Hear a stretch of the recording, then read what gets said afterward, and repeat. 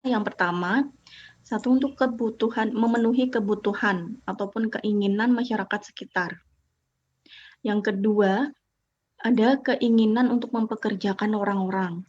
Dan yang ketiga adalah untuk mendapatkan keuntungan. Walaupun secara legalitasnya ada yang belum terdaftar di kementerian dan ada yang sudah terdaftar. Ada yang sudah mendapatkan pendanaan dari lembaga keuangan dan ada yang belum. Jadi modalnya masih sendiri.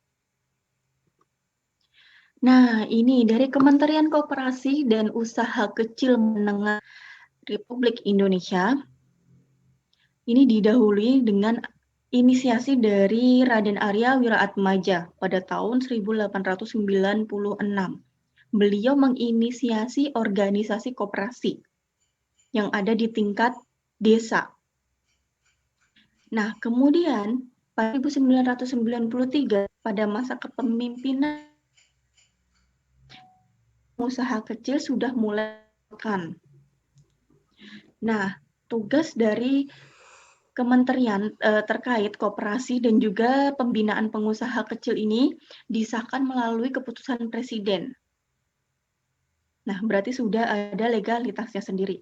Nah, kemudian pada tahun 2000 istilah pengusaha kecil diganti. Nggak ada lagi pengusaha, tapi langsung usaha kecil dan menengah. Namun tetap menjadi bagian dari Badan Pengembangan Sumber Daya Koperasi. Nah, Badan Pengembangan Sumber Daya Koperasi dan Pembinaan Usaha Kecil dan Menengah ini yang menjadi cikal bakal dari Kementerian Koperasi yang disahkan pada tahun 2015. Ini sejarahnya dan ini ada sejarah koperasi, nanti kalian bisa baca sendiri. Intinya dari 1896 sampai tahun 2015 akan menjadi koperasi. Pangandaran sendiri ini turunan dari kementerian adalah Dinas Perdagangan dan Koperasi UMKM. Jadi Dinda memiliki semua koperasi dan juga UMKM yang ada di Pangandaran. Nah, tugas-tugas mereka adalah memantau bagaimana jalannya koperasi yang ada di masing-masing dusun, yang ada di masing-masing desa sampai ke kecamatan. Nah, saat ini koperasi pun sudah banyak yang tutup. Karena koperasi awalnya adalah sebagai tempat untuk jual beli. Awalnya dulu loh ya, zaman dulu tuh koperasi itu hanya untuk tempat jual beli, sama seperti toko kelontong atau toko grosir. Nah, tapi kemudian muncul permintaan dari masyarakat, kebutuhan untuk pendanaan. Nah, ada fungsi koperasi sebagai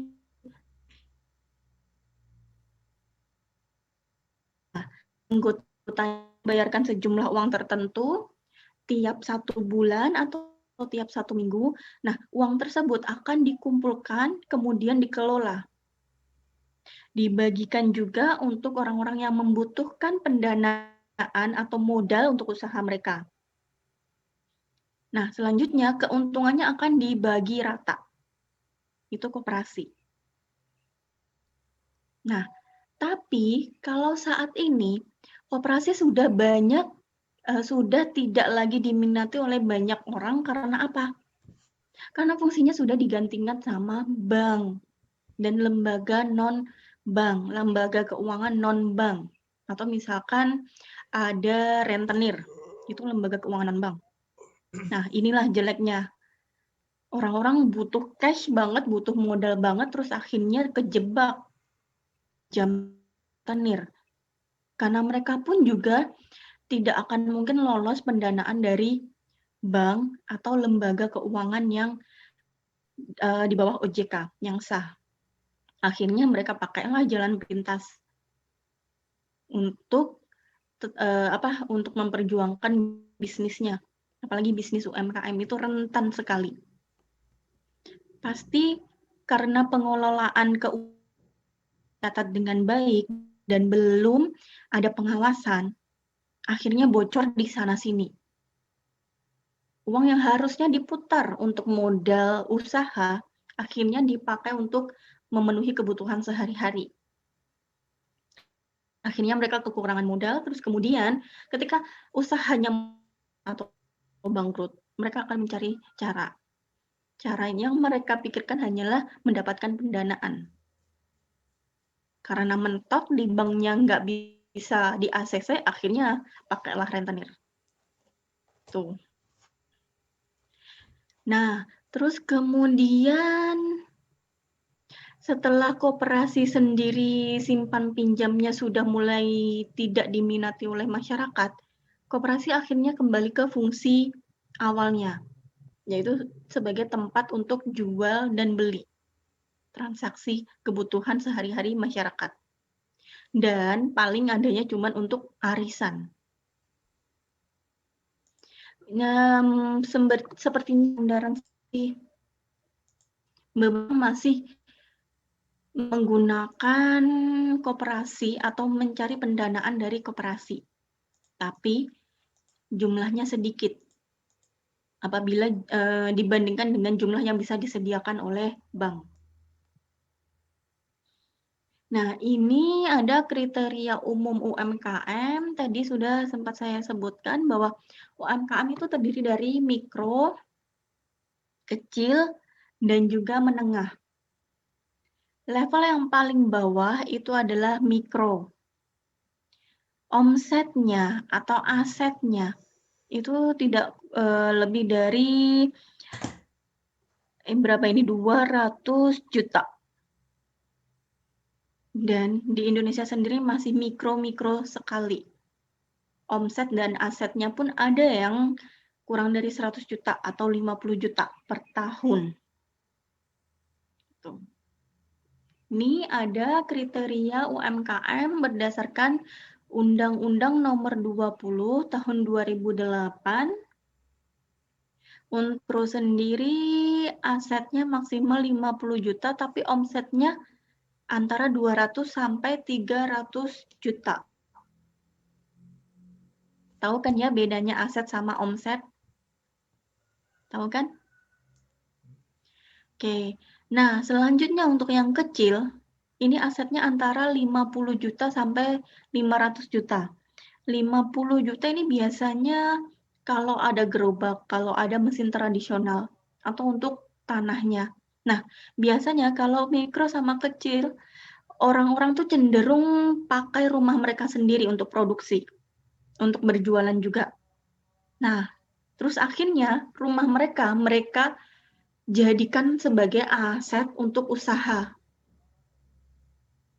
Kalau mereka bangkrut, kalau mereka kurang dari pendanaan, tidak bisa gagal bayar ke bank, akhirnya aset mereka, aset milik pribadi mereka ikut keangkut. Itu jeleknya, itu realita yang ada di Indonesia. Nah, padahal seharusnya berbeda antara tempat produksi dan rumah pribadi itu harus dibedakan. Nih, dan juga omsetnya itu lebih dari 300 juta sampai 2,5 miliar. Ini sudah stabil, dia bisa produksi bulanan dalam jumlah tertentu dan memiliki karyawan 10 orang minimal. Nah, kemudian ada yang menengah dan ada yang besar. Nah, di sini kalau besar sebenarnya masih masuk ke bukan masuk ke perusahaan multinasional atau perusahaan yang sudah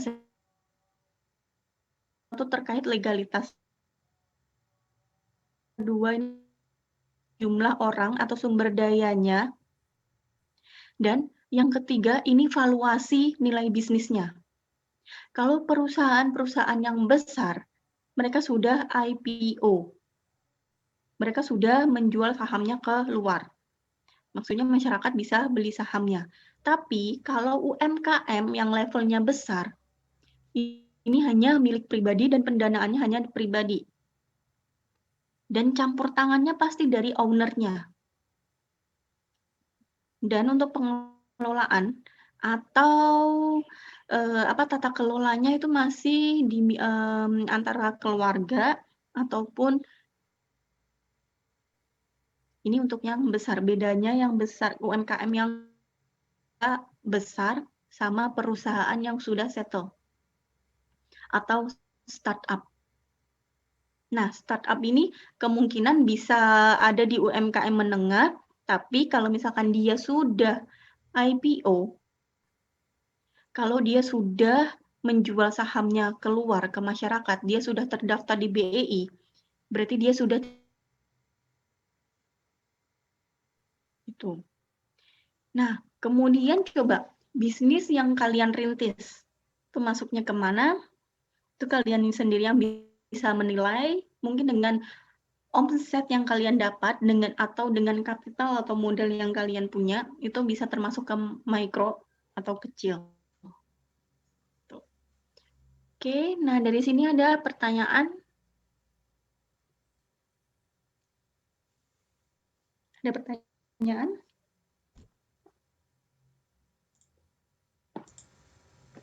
Kalau untuk kriteria iya.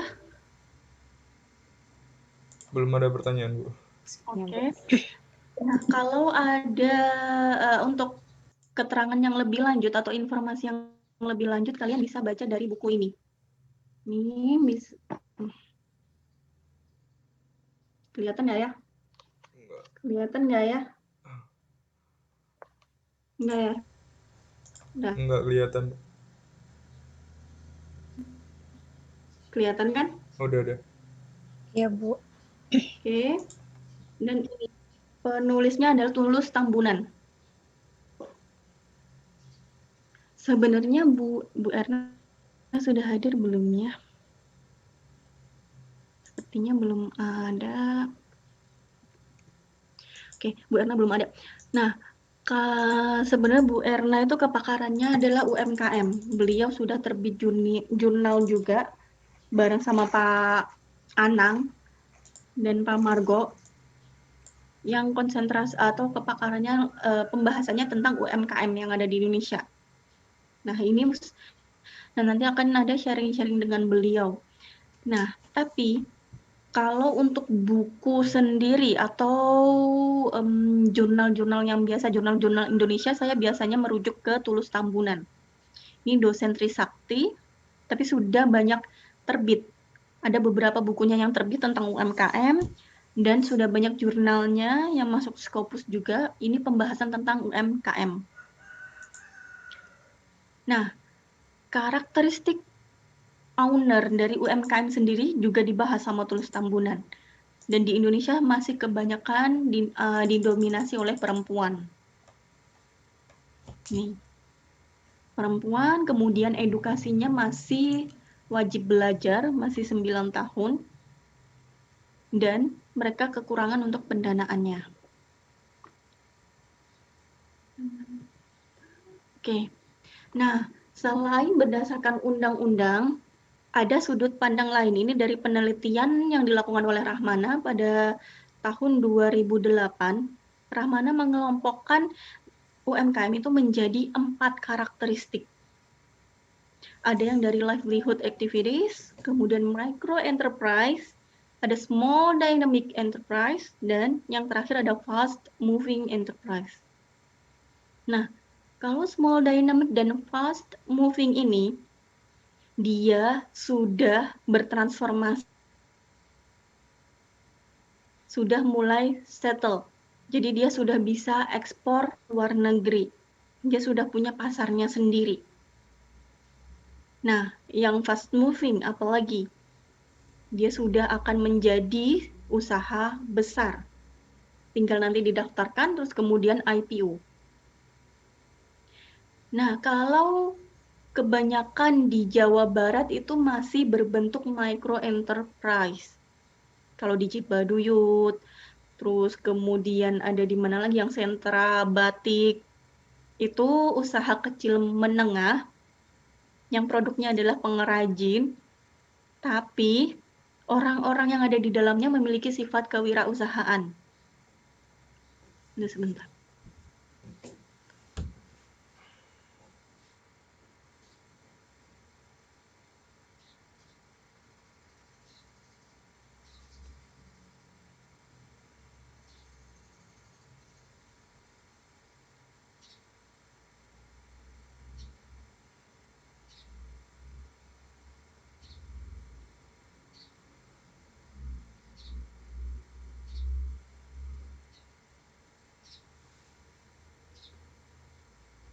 Oke, tadi yang micro enterprise. Nah, micro enterprise ini yang saya contohkan batik di Kabupaten Magetan dan batik di di Kota Madiun. Nah, kalau yang di Kabupaten Magetan itu antara livelihood activities dan juga micro enterprise. Karena apa? Karena produk kerajinan. Nah, tapi yang satu yang di Kota Madiun, owner-ownernya ini sudah memiliki sifat, sudah menumbuhkan jiwa kewirausahaannya atau entrepreneurial spirit. Nah, tapi kalau yang di Kabupaten Magetan ini, karena masih tradisional, masih konvensional dan belum ada tata kelola yang baik, dan ini tuh dikelola orang, kelompok usaha saja. Dan mindset mereka bukan ke kewirausahaan. Tapi mindset mereka adalah untuk memenuhi kebutuhan sehari-hari dengan memanfaatkan apa yang ada di sekitar mereka. Ini peralihan antara livelihood ke micro enterprise. Ini yang di Kabupaten Magetan. Nah, selanjutnya untuk livelihood activities ini biasa untuk mencari nafkah. Kalau kalian biasa di sekitar Dusun Sukamana ada nasi Padang, terus kemudian ada cheesy cheese, terus kemudian ada yang livelihood activities. Nah, tapi livelihood activities ini sangat berpotensi berkembang menjadi micro enterprise. Hingga akhirnya bisa berkembang menjadi fast moving enterprise. Nah, contoh livelihood activities yang bisa berkembang menjadi fast moving enterprise ada di pariwisata yang dia suka bikin sendiri. Pengrajin. Kalau ada kerang, dia ada bintang laut atau ada apa, terus kemudian sama dia dibikin, dibuat pernak-pernik atau kerajinan yang ada label pariwisatanya. Nah, akhirnya bisa mendapatkan pendanaan dan akhirnya masuk ke micro enterprise.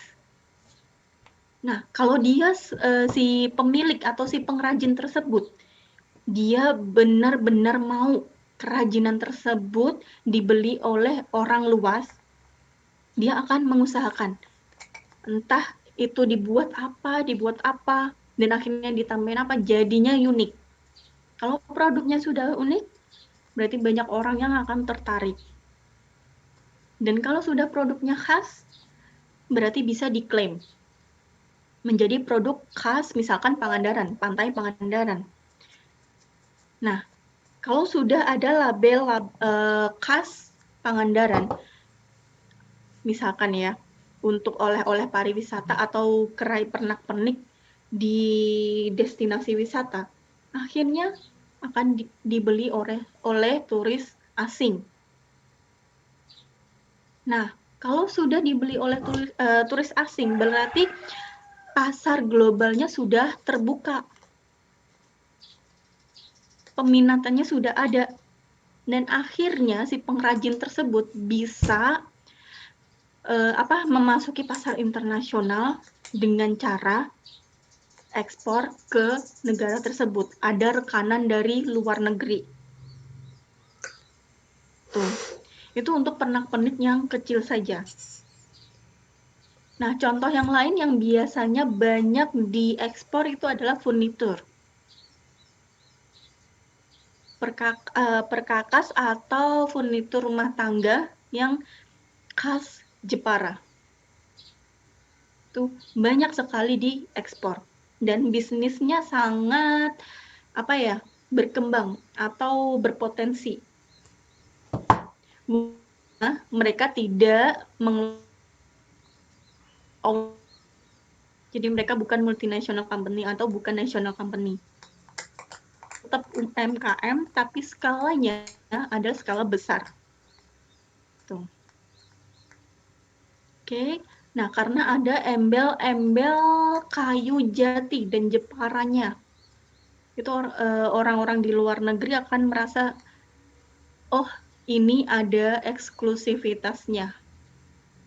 Kalau saya pakai furnitur dari Jepara, dari sisi produknya, dari sisi harganya, dari sisi estetikanya, itu sudah dapat semuanya.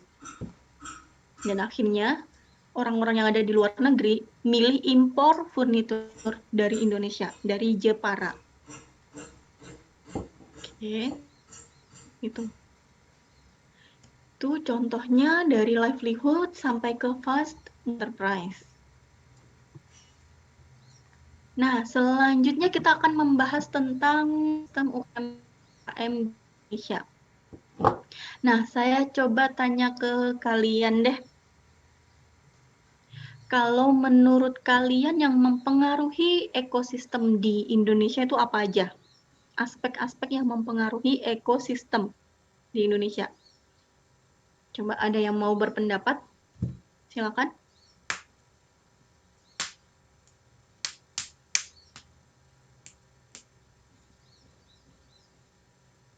Siapa tuh? Silakan, siapa yang mau berpendapat? Aspek-aspek apa aja yang mempengaruhi ekosistem di Indonesia? Izin berpendapat, Bu. Silakan. Di antaranya itu ada terkait dengan permodalan, yang kedua terkait dengan penguasaan teknologi, Bu. Oke, berarti dua. Fajri nyebutin dua. Modal, terus sama teknologi. Ada yang lain nggak? Silakan. Regulasi. Ada yang lain lagi nggak? Selain modal, teknologi. Regulasi mungkin, Bu. Betul, regulasi. Oke, ada 3. Ada lagi nggak yang lain?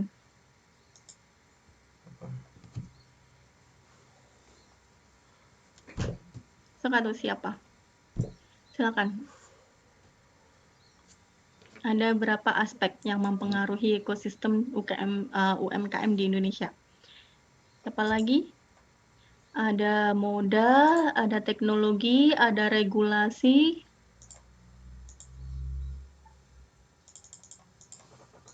Apa lagi?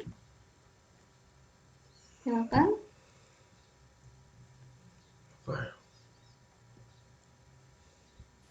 Kalau tren, Bu. Iya, apa? Tren. Ini siapa, Punten? Tiar, Bu. Oh, Tiar. Oke, tren. Berarti tren saat ini. Oke, saya ada 4. Berarti modal, terus penguasaan teknologi, ada regulasi, ada tren saat ini. Yang lain? Apalagi coba? Budaya, Bu. Sapi. Oke, budaya. Berarti mau sekalian disebut politik, terus ekonomi, gitu juga? Atau cuman Iya, Bu. budayanya aja? Termasuk politik dan ekonomi juga, Bu. Oke, berarti PEST. Oke, nah selanjutnya ada lagi nggak?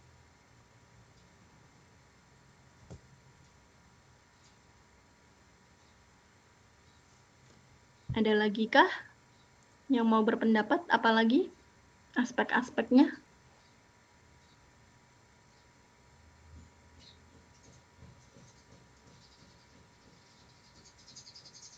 Aspek-aspeknya, ayo, apalagi?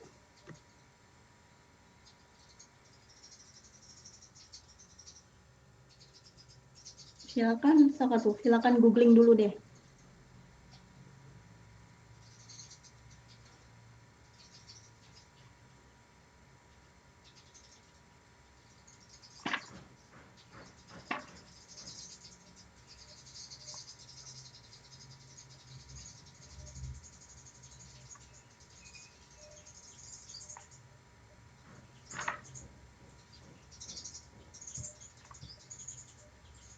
Ada lagi yang mau berpendapat? Bentar, saya mau nyari. Ada lagi nggak opini?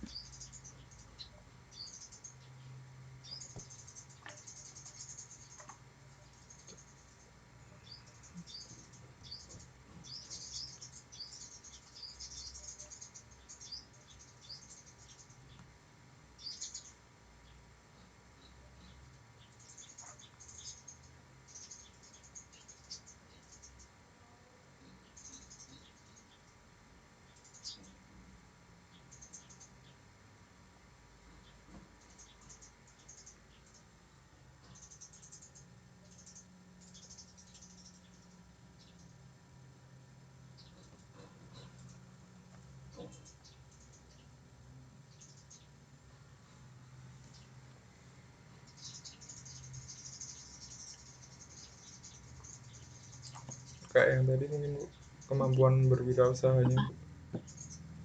Entrepreneurial spirit berarti ya? Iya. Oke, mindset-nya.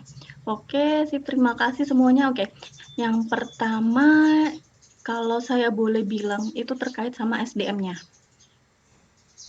SDM pelaku usahanya dan juga SDM tenaga kerja yang dipekerjakan. Terus yang kedua, untuk finansial sendiri ini terkait sama aspek permodalan, sama aspek pengelolaan keuangan. Tadi yang disebut sama Fajri. Terus yang ketiga, ada regulasi, betul, dari pemerintah. Nah, yang keempat, ini kalau saya boleh sebut itu komunitas atau masyarakatnya sendiri. Nah, kalau di suatu lingkungan, masyarakatnya punya entrepreneurial spirit atau mindset kewirausahaan. Nah, ini pasti akan bisa mendorong orang-orang yang lain yang tergabung di dalam lingkungan tersebut supaya memiliki jiwa kewirausahaan. Oke, tadi ada SDM, terus kemudian ada keuangan. Terus ada juga ini entrepreneurial mindset dan juga komunitas. Nah, selanjutnya itu ada lingkungan di luar, tadi yang disebut sama Leo. Politik itu bisa bersinggungan atau berkaitan dengan regulasi.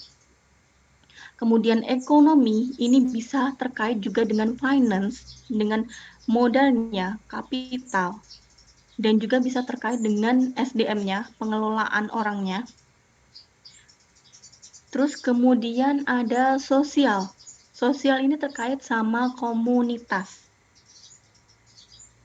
Kalau saya lebih cenderung ke komunitasnya. Dan yang terakhir ada teknologi. Kalau si pemilik usaha tersebut techno-savvy, atau dia bisa at least ada minimum requirement untuk mengelola usaha berbasis digital. Dia punya competitive advantage sendiri.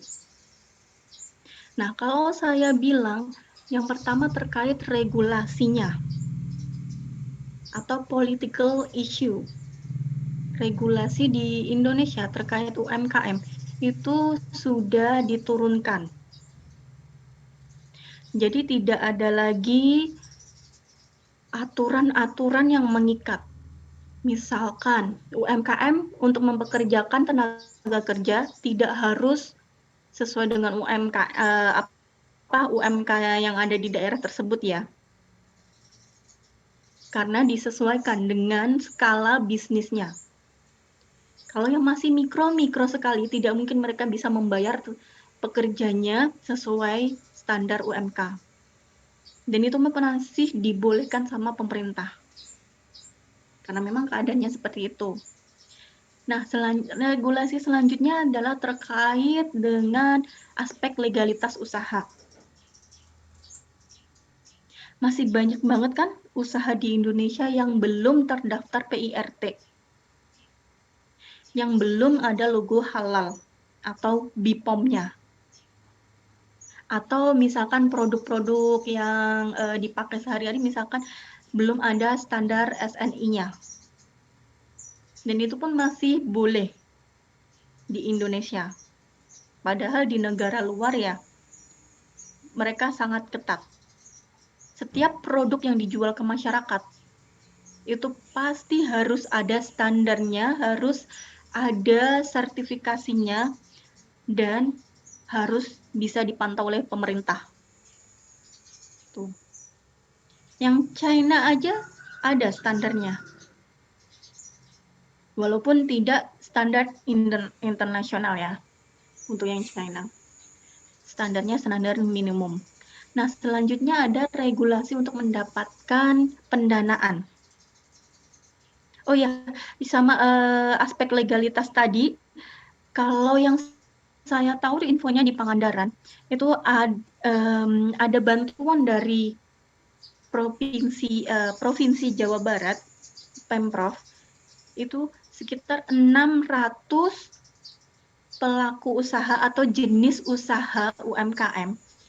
Ini gratis mendaftarkan PIRT dan juga BPOM. Ini untuk makanan dan minuman. Ini ada bantuan dari Pemprov. Nah, tapi untuk mendaftarkan PIRT dan untuk mendaftarkan BPOM dan sertifikasi halal, itu pasti ada aturan-aturannya. Ada minimum requirement-nya. Ada standar yang harus dipenuhi. Nah, susahnya orang-orang yang pelaku usaha UMKM di Pangandaran ini, mereka masih belum terbiasa bekerja dengan standar. Standar kebersihan, standar pekerja, terus standar tempat usaha, itu belum ada. Terlebih standar untuk produknya. Jadi begitu diuji klinis produknya, misalkan untuk makanan jambal roti ya. Untuk ikan jambal roti itu sendiri masih sisi higienisnya itu masih dipertanyakan. Karena sampai sekarang banyak pelaku usaha yang belum lolos sertifikasi BPOM. Padahal sama Pemprovnya sudah diberi bantuan. Pendaftarannya gratis, didanain. Dan juga ada support dari Dindakom. Ada support dari akademisi. Tapi tetap saja karena mereka suppliernya ikan tersebut bukan asli dari Pangandaran. Mereka ambilnya dari luar. Dan ikan tersebut diawetkannya sembarangan, cuma pakai es saja. Akhirnya begitu diolah, banyak bakteri yang masuk. Hingga akhirnya sampai ke produk jadi pun, ketika diuji klinis, ini belum lolos. Belum lolos uji klinis sehingga belum bisa didaftarkan ke BPOM. Ini untuk aspek legalitasnya. Pemerintah sudah open, sudah dari legalitasnya, dari kebijakannya sudah mulai diturunkan dan mulai lebih friendly ke UMKM dan juga ada supportnya kepada masing-masing Pemprov dan juga di desanya, di kabupatennya. Terus kemudian setelah aspek regulasi ada aspek sumber daya. Nah, tadi karena orang-orang pelaku UMKM yang kecil dan cenderung mikro banget itu mereka pendidikannya kurang dan mereka salah satu cara untuk memenuhi kebutuhan sehari-hari adalah dengan berjualan. Nah, akibatnya adalah mereka jualannya sembarangan aja. Walaupun sebenarnya produknya potensial. Sebenarnya resepnya diminati sama orang-orang.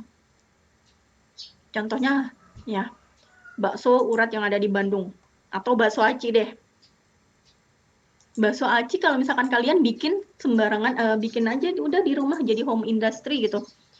Itu akhirnya resep yang kalian buat itu pasti akan diuji coba terus. Kalian pasti akan uji coba disesuaikan sama selera masyarakat. Nah, resepnya otentik. Tapi karena kalian kurang mengelola sumber daya orangnya, akhirnya pekerjanya juga asal-asalan. Kalian rekrut sembarangan. Oh, sepupu, ya udah diajakin aja masuk. Kalian jadiin manager finance. Oh, teman dekat kalian rekrut. Kalian jadiin HR. Gitu. Nah, labelnya memang manager finance, manager HR. Tapi pada kenyataannya kalian masih bingung tata kelolanya. Sehingga kalian sendiri kebingungan. Kok bisnis saya tuh sudah 5 tahun, tapi kok masih di mikro-mikro aja sih? Kok nggak bisa sih jadi upgrade ke kecil atau ke menengah? Nah, ini sebenarnya saya agak kaget juga bakso aci akang. Pada tahu kan ya? Bakso aci akang kalau menurut kalian itu sudah masuk ke mana? Kecil atau menengah atau besar? Coba. Bakso aci akang. Menengah. Menengah? Oke. Nah, berarti menurut Nurung, bakso aci akang ada di skala menengah. Kalau menurut saya ada di skala besar. Kenapa? Saya baru ngelihat bakso aci akang dia punya budget untuk menyewa Ran, dan lagunya Ran ini jadi kayak featuring. Lagunya Ran dibuat dimodifikasi atau diaransemen ulang untuk iklannya bakso aci akang. Itu dari iklannya sendiri saya bisa melihat skalanya, skala mana, menengah atau besar. Terus kemudian dari bakso aci akang itu sudah banyak cabang-cabangnya dan ada di Jawa Timur juga. Kalau nggak salah di Bali atau Nusa Tenggara itu ada juga. Jadi Jawa, dan Bali gitu. Kalau nggak salah sih, Bali atau Nusa Tenggara gitu. Nah, dari itu saya tahu, oh berarti dia yang awalnya cuman home industry, yang awalnya cuman foundernya sendiri yang bikin bakso acinya, terus kemudian bisa sampai dibuat franchise. Berarti dia sudah masuk ke fast moving enterprise. Dari sisi kewirausahaannya, mindset kewirausahaan sudah dapat si ownernya. Dari yang awalnya cuma livelihood activities, pindah, upgrade, jadi fast moving enterprise. Bisnisnya jadi franchise. Nih. Yang Thai tea, boba-boba itu juga.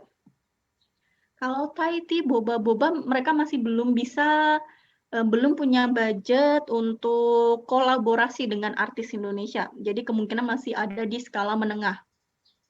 Dan untuk cabang-cabangnya kemungkinan masih berbentuk gerobak. Atau booth atau temporary booth. Nah, ini berarti masuknya masih ke skala menengah. Kalau dia sudah bisa punya budget untuk periklanan, itu kemungkinan dia ada di skala yang besar. Tuh contoh bakso aci akang. Terus tadi regulasi sudah, terus SDM sudah. Nah, bakso aci akang ini kemungkinan di bidang SDM dan juga pengelolaan keuangannya dia sudah bagus. Ini contohnya. Terus penggunaan teknologinya juga sudah bagus untuk bakso aci akang. Kenapa? Dia sudah menggunakan sosial media dan periklanannya juga sudah di YouTube, pakai artis pula. Nih. Nah, selanjutnya untuk permodalan. Nah, permodalan kapital ini bisa didapatkan dari kalau untuk yang livelihood activities biasanya dari modal sendiri atau pinjaman. Pinjamannya ini bukan pinjaman yang legal, tapi biasanya lebih ke orang terdekat. Kalau pinjaman yang legal ada syaratnya, sudah ada PIRT dan punya NPWP kalau nggak salah. Permodalannya itu terus, tapi di sini di Indonesia sendiri pemerintah juga sudah mulai open. Jadi banyak bank-bank lembaga keuangan yang ada di Indonesia ini sudah mulai open ke UMKM. At least mereka sudah usahanya sudah berjalan selama 3-5 tahun. Belum ada PIRT juga nggak apa-apa, nanti akan disurvei sendiri oleh si kreditornya. Nah, kemudian dari perusahaan multinasional sendiri, terus dari komunitas penggiat UMKM, itu yang saya amazed banget sama komunitas penggiat UMKM. Mereka volunteer, tapi mereka memberikan pembinaan kepada pelaku-pelaku usaha. Bagaimana cara mengelola keuangan, SDM, terus kemudian bagaimana cara mempertahankan produk, cita rasa produk atau keunikan produk, terus sampai pemasarannya juga. Nah, salah satu sebenarnya ada di Unpad itu Orange, kalian tahu sendiri ya, Pak Cecep, Pak Rifani, dan juga Bu Helvi tergabung dalam Orange. Ini peran dari akademisi sebenarnya. Orange ini untuk pengembangan bisnis inkubator, tapi kebanyakan lebih ke UMKM dan juga startup mikro. Nah, selain Orange, itu sebenarnya ada banyak sekali komunitas penggiat UMKM. Baik di tingkat desa, tingkat dusun, maupun tingkat kabupaten. Ini pasti ada komunitasnya. Nah, itu yang saya amazed sekali. Saya sudah nemu di Kota Madiun sudah ada, di Kabupaten Magetan juga sudah ada, di Kabupaten Pangandaran pun juga ada. Nah, yang di Kabupaten Pangandaran yang saya tahu komunitasnya ini banyak sekali. Kecil-kecil. Anggotanya kecil-kecil, cuman ada banyak. Misalkan komunitas A supportnya ke produk untuk honje, misalkan. Terus komunitas B, mereka menyupport ikan jambal roti. Terus ada komunitas C, mereka menyupport produsen gula kelapa. Nah, anggotanya dari masing-masing komunitas ini bisa terdiri dari akademisi, praktisi, atau misalkan masyarakat lokal juga. Mereka akan terjun, mereka yang tahu banget UMKM, kondisi UMKM, permasalahan UMKM yang ada di sekitar mereka. Dan akhirnya mereka yang menjadi jembatan ke Dinas Perdagangan dan Koperasi UMKM. Mereka yang menjadi jembatan ke akademisi. Nih, ini peran dari komunitasnya. Support dari komunitasnya itu sangat besar, dan mereka tidak digaji sama pemerintah. Mereka melakukannya secara sukarelawan. Nah, terus tadi sudah regulasi sudah, SDM sudah, komunitasnya sudah. Nah, terus bantuan dari ininya sudah, ada lagi yang belum saya sampaikan. Coba kenapa saya lupa ya. Tadi apa aja ya? Teknologi juga sudah, teknologi savvy. Oh iya, dari pemerintah sendiri sekarang lagi menggerakkan angka ekspor. Jadi banyak banget support, banyak banget dukungan dari pemerintah untuk menggerakkan UMKM di Indonesia. Dari yang skala mikro diarahkan ke skala menengah atau besar. Dan juga dianalisis potensinya, mana yang bisa ekspor dan mana yang bisa di dalam negeri. Oke, ekosistem sampai di sini ada yang mau ditanyain nggak? Nggak, kalau nggak ada saya lanjut lagi. Oke, saya lanjut ya.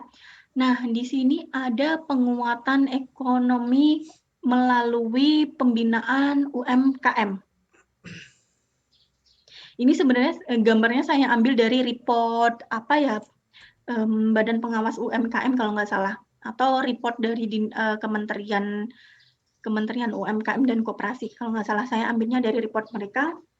Nah, target bagaimana cara mengembangkan UMKM, targetnya adalah dengan pertumbuhan yang inklusif. Tahu arti kata inklusif nggak? Coba, ada nggak yang tahu arti kata inklusif? Lawannya dari eksklusif. Silakan.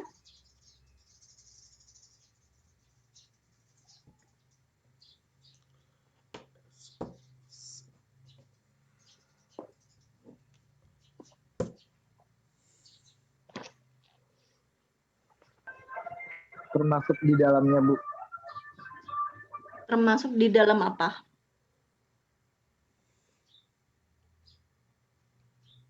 Ibu, Silakan. Siapa yang suara cewek? Aduh punten. Ini Ibu, aku Nasma. Silakan. menurut aku kata inklusif bertolak belakang sama eksklusif itu kan ada kalimat in itu di dalam, nah itu perspektif dari kelompok, melihat dari kelompok yang di itunya. Gimana? Melihat dari kelompok gimana? Iya, misalnya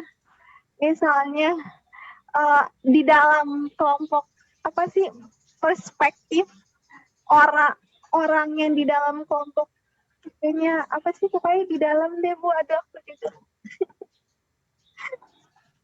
Oke, sip. Ada pendapat lagi nggak? Boleh saya, Bu? Oke, silakan Pak Fajri. Jadi dari kata inklusif itu yang saya pahami itu bagaimana kita menempatkan diri kita dalam sebuah kelompok gitu. Dalam artian kelompok ini mungkin kelompok berbeda, tapi kita bisa menempatkan diri kita di dalam kelompok tersebut gitu. Oke. Berarti di antara Fajri, Leo, sama Nasma ada kelompoknya ya, berarti ya. Highlight-nya ada grup atau kelompok. Oke. Nah, kalau saya bilang eksklusif secara simpel itu berarti spesial, perlakuan secara spesial. Ya enggak? Eksklusif. Ya enggak? VIP, VVIP, terus kemudian pelanggan reguler, itu pasti perlakuan kepada mereka spesial atau berbeda. Nah, inklusif kebalikannya, perlakuannya adalah sama, fair, adil, merata, dan menyeluruh. Nah, betul kalau misalkan kalian bilangnya harus di dalam grupnya harus sama. Nah, itu berarti arti katanya merangkul secara inklusif. Merangkul orang-orang yang heterogen tersebut dirangkul, diberikan perlakuan yang sama, merata, sehingga kalian menjadi bagian dari mereka. Betul apa yang kalian sampaikan. Nah, secara inklusif di sini penguatan UMKM yang bisa dilakukan adalah yang pertama adalah tentang pembinaan peluang usaha. Kemudian ada informasi dan keterampilan, ada layanan keuangan mikro, teknologi tepat guna, legalitas, dan akses pasar.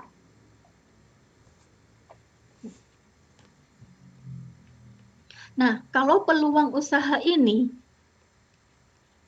orang-orang yang tahu adalah orang-orang yang ada di luar bisnis tersebut. Pengamat, pakar, atau praktisi yang bisa menilai, wah, usaha ini bisa berkembang, usaha ini punya potensi untuk dikembangkan, untuk mendapatkan keuntungan berkelanjutan.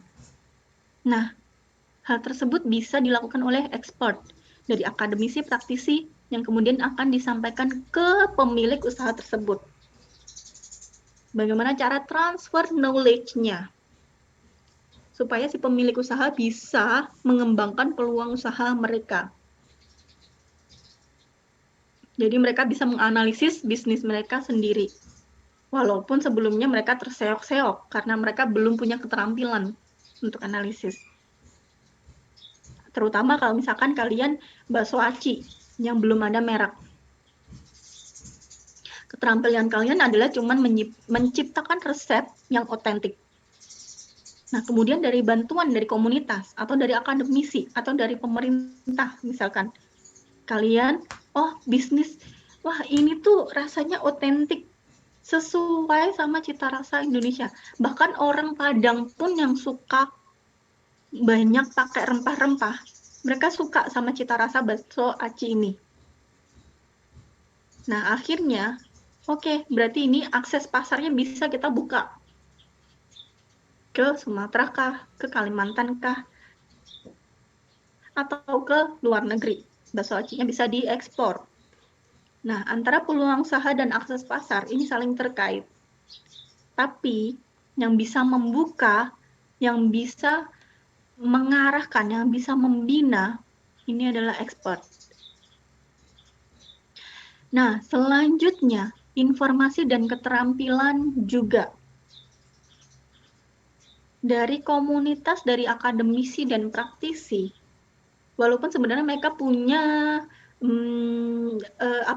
reasoning behind the action atau misalkan ada hidden intention, itu mereka pasti akan membina si UMKM tersebut dengan cara memberikan informasi dan transfer knowledge serta keterampilan.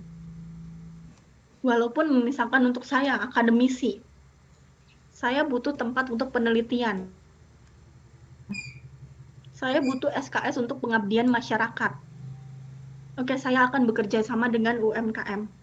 Tapi tidak serta-merta. Yang penting, yang penting saya ada foto. Yang penting saya cuman ada tanda tangan dari si UMKM-nya. Saya bisa klaim pengabdian masyarakat. Atau saya bisa klaim penelitian. Enggak gitu juga. Karena pasti ada moralnya. Moral bahwa saya bekerja sama dengan UMKM tersebut, saya harus memastikan UMKM tersebut mendapatkan informasi yang setara dengan UMKM yang ada di Kota Madiun, Kabupaten Magetan, atau di Pangandaran. Nih. Dan juga kalau saya mumpuni, kalau saya punya keterampilan, saya akan share. Saya akan membagikan keterampilan tersebut kepada pelaku usaha. Tuh yang inklusif. Kalau saya eksklusif, oke saya cuma mau foto aja boleh nggak? Saya cuma butuh tanda tangan aja. Oke, berarti selesai. Akan saya klaim pengabdian masyarakat. Walaupun saya tidak ada kewajiban untuk benar-benar mengadakan pelatihan, mengadakan workshop, seminar untuk si pelaku UMKM, untuk petani atau peternak atau segala macam. Itu berarti eksklusif. Nah, tapi secara moral, saya harus melakukan sharing informasi dan keterampilan secara inklusif, menyeluruh kepada UMKM, harus adil dan merata. Nah, selanjutnya ada layanan keuangan mikro. Kalau sebelumnya pendanaan bisa dari modal sendiri, kemudian pinjaman dari koperasi, nah sekarang sudah dialihkan ke lembaga keuangan, bank yang legal. Meskipun ada lembaga keuangan non-bank juga. Nah, kalian sudah pernah belajar lembaga keuangan non-bank sama Bu Nenden, bukan ya? Nah, nanti coba silakan kalian cek ulang lembaga keuangan non-bank yang bisa memberikan pendanaan untuk UMKM. Terutama UMKM yang belum ada PIRT, yang belum ada aspek legalitasnya, itu lembaga keuangan non-bank apa saja. Nah, kalau layanan keuangan mikro ini biasanya oleh bank yang didukung atau disupport oleh pemerintah, BUMN juga, dan juga pemerintah kabupaten biasanya untuk layanan keuangan mikro. Nah, selanjutnya untuk teknologi tepat guna. Kalau di tahun 2019, awal tahun 2019 atau 2018, pemerintah sudah menggalakkan UMKM Go Digital. Nah, tapi pada kenyataannya masih belum berjalan secara optimal. Kenapa? Terkait sama SDM itu tadi. Mereka belum siap. Kebanyakan pelaku UMKM itu belum techno-savvy. Mereka belum mengenal teknologi. Handphone punya, WhatsApp punya, Instagram punya. Tapi belum tentu bisa digunakan untuk memasarkan produk mereka atau untuk mencari supplier atau untuk membangun branding usaha mereka. Karena apa? Mereka kurang informasi dan keterampilan itu tadi dari segi SDM-nya. Nah, teknologi tepat guna ini yang sangat susah diterapkan di Indonesia. Karena Indonesia untuk teknologi, adaptasi teknologi sendiri juga masih kalah ya dibandingkan sama negara-negara lain. Yang lain udah 5G, udah mau 5G, Indonesia sendiri 4G aja belum inklusif, belum merata. Itu kalau teknologi tepat guna, pokoknya 2 ini permasalahan yang paling utama. 3 deh, layanan keuangan mikro, teknologi tepat guna, sama legalitas usaha. Itu permasalahan pokok atau root causes yang ada di UMKM.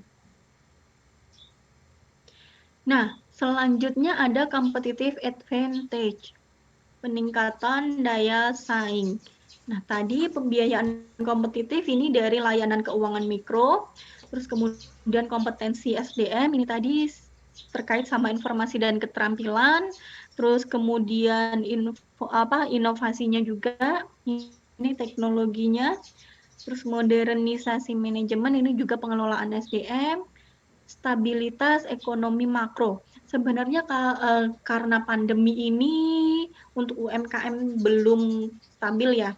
Tapi saya cerita ke kalian deh. Bentar, kalian sudah lahir atau belum ya tahun 98 tuh? Udah lahir belum sih tahun 98 pas krisis moneter itu, para krisis dunia itu udah lahir belum sih kalian? Belum, Udah, Bu. Bu. Ada yang sudah, Ada yang belum? Nurung udah, Bu. Nurung, Bu. Gak, Bu.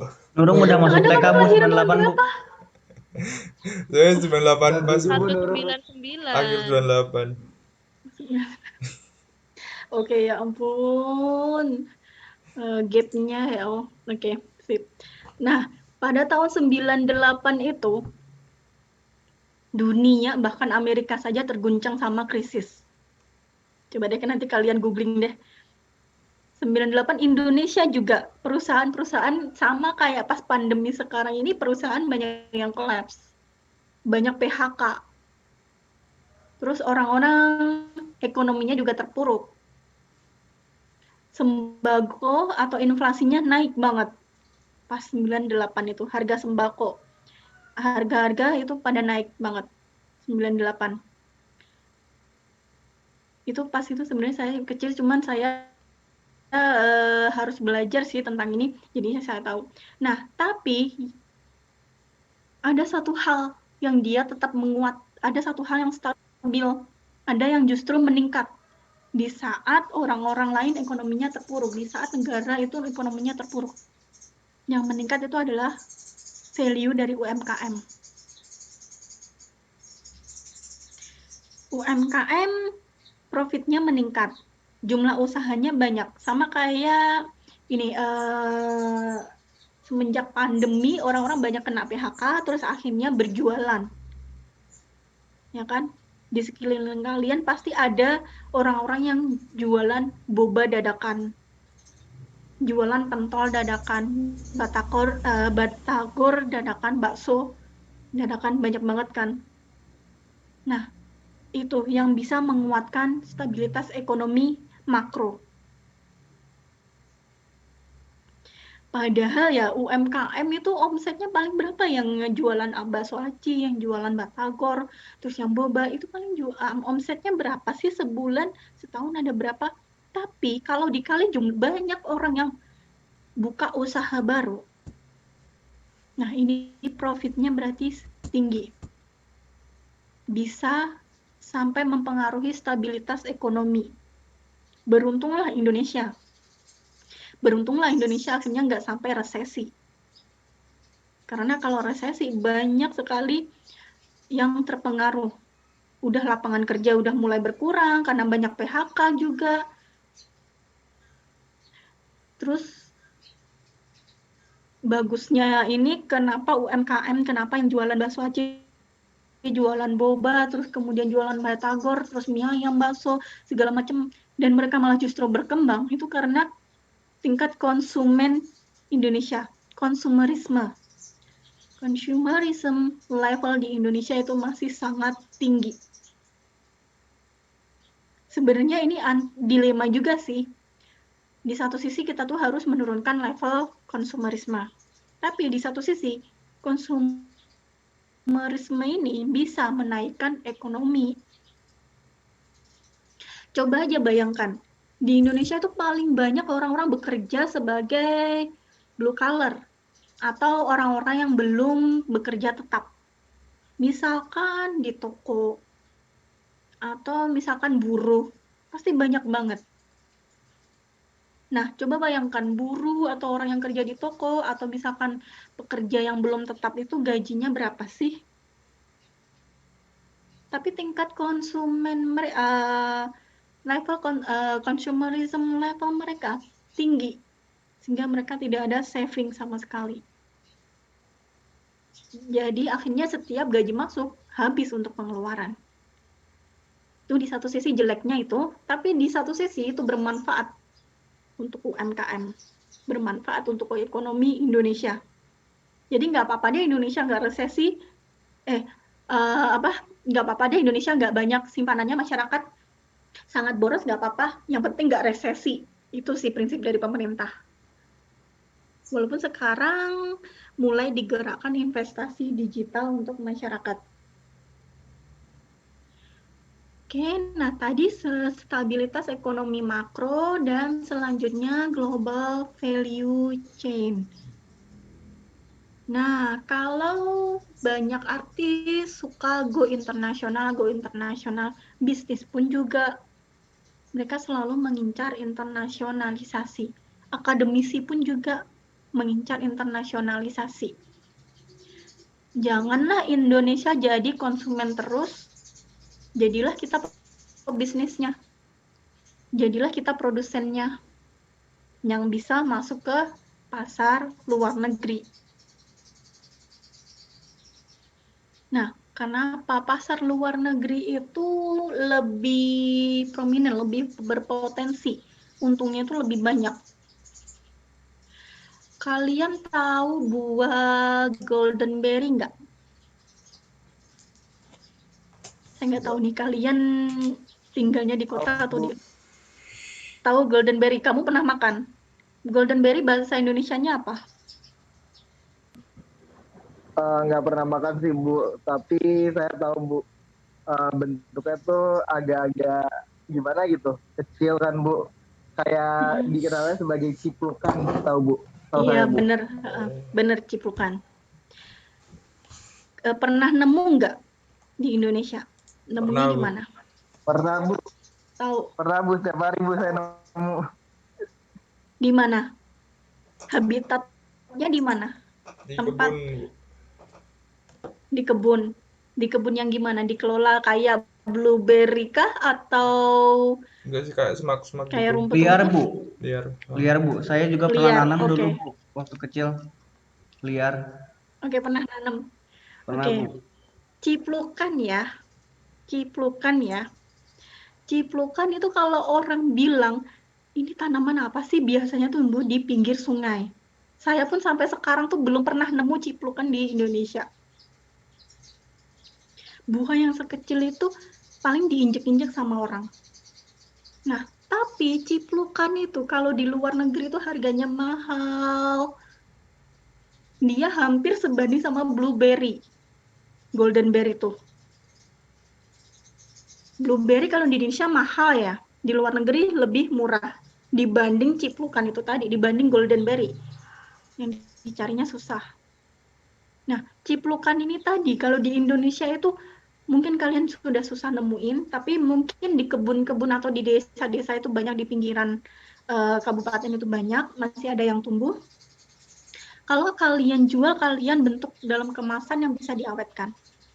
Harga jualnya itu tinggi banget. Saya pernah beli golden berry itu seharga berapa? Cuman 100 gram itu di wadah kaleng, dan berinya cuman ada berapa? Cuman bersepuluh biji kalau nggak salah. Itu harganya sekitar 700 yen. Coba kalian hitung 700 yen kali rupiah itu berapa? Itu per 100 gram ya. 100 gram itu isinya banyak airnya, biji golden berry-nya cuma 10. Itu. Padahal di Indonesia banyak. Itu peluang usaha sendiri. Mungkin yang ada di Indonesia itu tidak diminati oleh orang-orang, tapi di luar negeri pasti dicari. Salah satunya itu golden berry. Terus kemungkinan ada lagi yang cuma bisa didapat di Indonesia. Misalkan sawo. Kalau misalkan kalian bisa sawo, kalian jadikan suatu, kalau misalkan kalian jual buahnya yang beneran, buahnya yang beneran utuh, bulat, bukan oval sawo, terus kemudian kalian ekspor, itu kemungkinan akan busuk. Nah, jadi kalian harus pikirkan cara supaya si buah sawo tersebut tahan lama, packagingnya juga, dan kalau bisa kalian jalin kerjasama dengan internasional. Itu bisa. Itu harganya berkali-kali lipat. Oh ya, satu lagi, kangkung deh.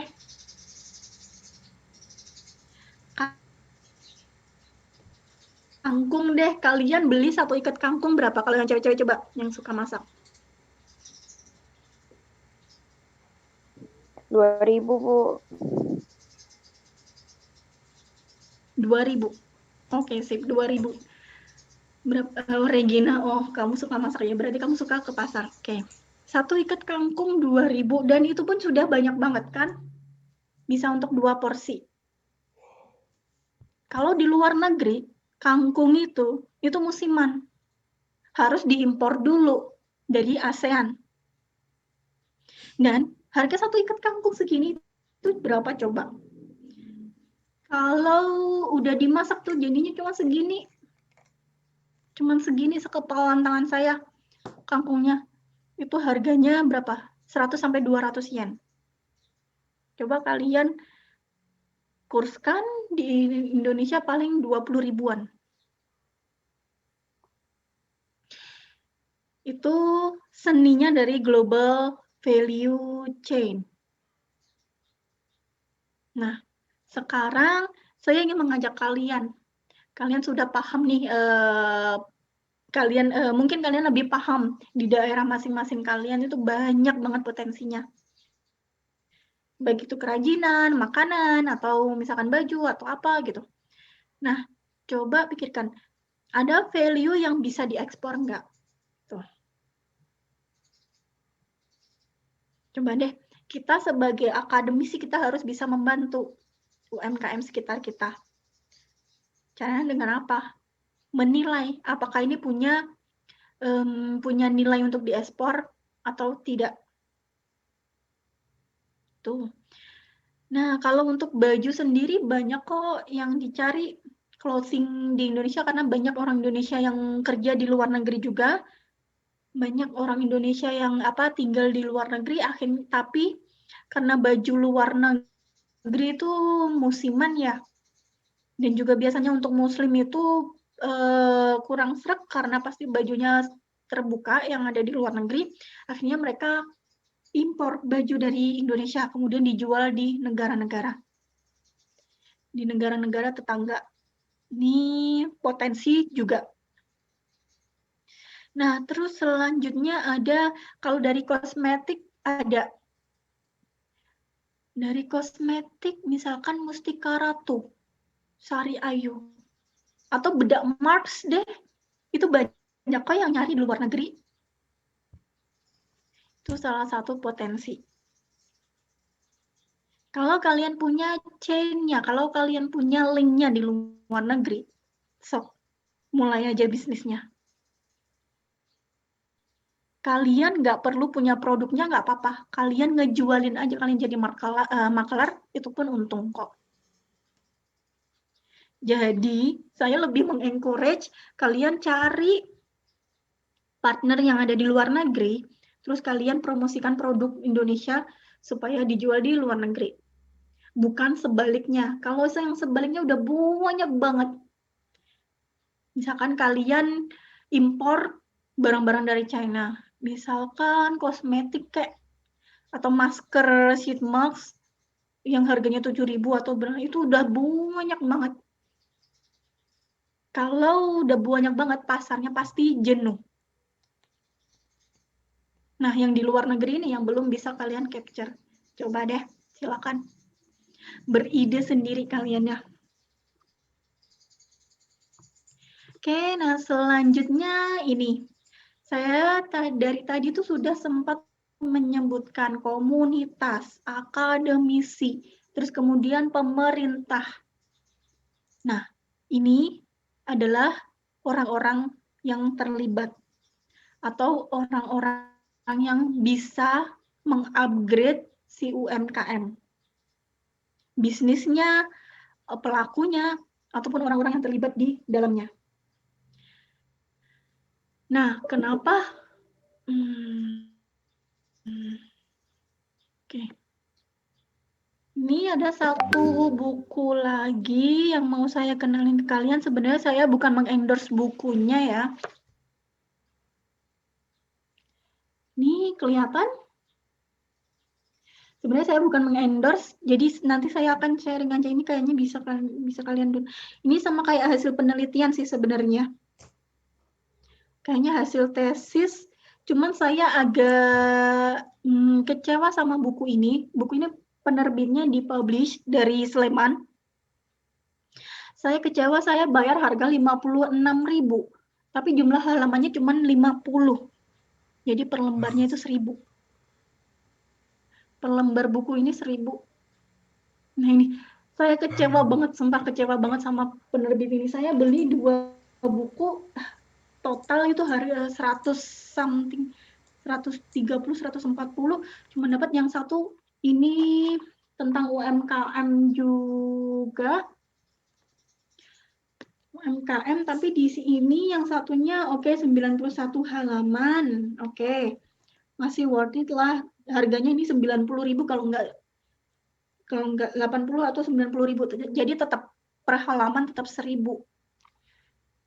Walaupun mungkin menurut saya lebih baik saya baca jurnal sih sebenarnya. Cuman ini ada buku ini.